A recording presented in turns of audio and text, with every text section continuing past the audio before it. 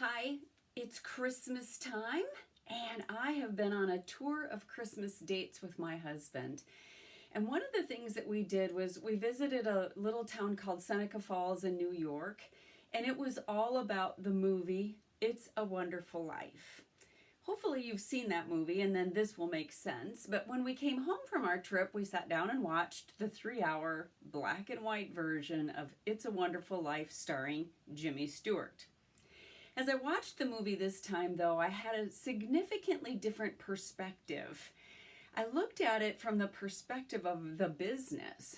Because if you think about it, George had a wonderful life.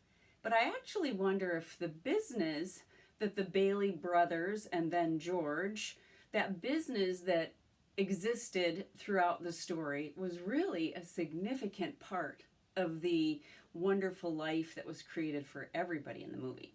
So I'm going to give you a quick tour of the things that I noticed in that movie about the business and the owner of the business, and I invite you to follow along and see which ones you resonate with most, or maybe how many you resonate with. The first is Peter Bailey. Bailey is the patriarch of the family, and he started this business called the Bailey Savings and Loan. I think it was called Bailey Brothers because his brother Billy was in the movie. He was a co-owner of the movie. Anyway, he was a co-owner of the business. In the beginning of the movie, Peter Bailey is talking to his oldest son, George, and he wants to know if George is interested in taking over the business. And he finds out that George has no interest whatsoever. And so now Peter is perplexed because he's like, who am I going to turn it over to? So that brings us to this point of next generation, wondering who the next generation is that's going to take over this business. Now, it turns out that that day, the stress of running the business, I think, Peter died of a stroke that day. So George, the oldest son, ended up stuck with running the business. And that might be you. You could be the patriarch or you could be the son. Or you could have been both, right? You could have been stuck as a son and now you're looking for the next generation. Either way, let's see how many of these you resonate with. Not only did George get stuck running the business because there was nobody else to do it, he inherited this partner, Uncle Billy, who is really not very competent. He always has threads on his finger trying to remind him of things to do.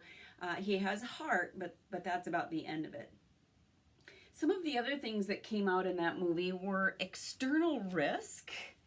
And along the way in the movie, there was a run on the bank. In fact, it was right as George was getting married and he was ready to go on his honeymoon, and they had $2,000 to spend, which was a lot of money back then.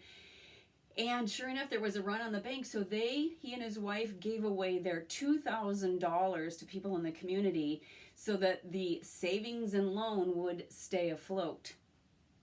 One of the reasons this was such a big deal was because there's a huge Goliath in the movie, otherwise known as Mr. Potter.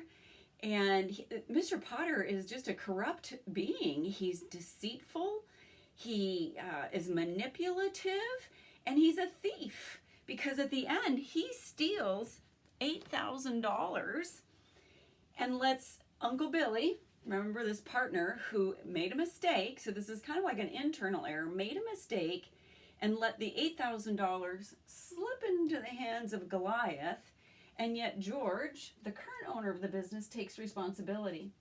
He feels so responsible for this business and its longevity, its ability to survive this $8,000 error, that he's willing to jump off a bridge in order to earn the money from a life insurance policy. So again, I just want you to think about all these different things, and I'm guessing you've had many, if not most, of these things happen to you as an owner. But the reward is what I really want to talk about, because it's a wonderful life, but isn't it a wonderful business? Because in reality, that which George worked so hard to keep, and or Peter started it and George kept it alive all these years, is that the business was and is the gift to the community. All the people in the community were able to buy homes through this savings and loan. And in fact, at the end of the movie, they show how if George wouldn't have been alive, well, of course, the business wouldn't have been alive.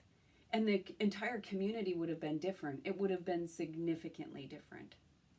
So the things that I want you to remember from this brief illustration, besides all of this, one, you're not alone. I mean, George Bailey went through much of this, and almost every business on the street or business owner is going through the same types of things you are. Another thing I want you to remember is that you don't have to be stuck unless you choose to be stuck. It is a choice. You can find a way to get yourself on to whatever your next adventure is. And you just have to get ready for it, right? It's not going to happen automatically unless you know some magic that I don't know. One of the things that many business owners struggle with at this point is wondering what they would do next. And let me tell you, I can help you come up with all kinds of ideas.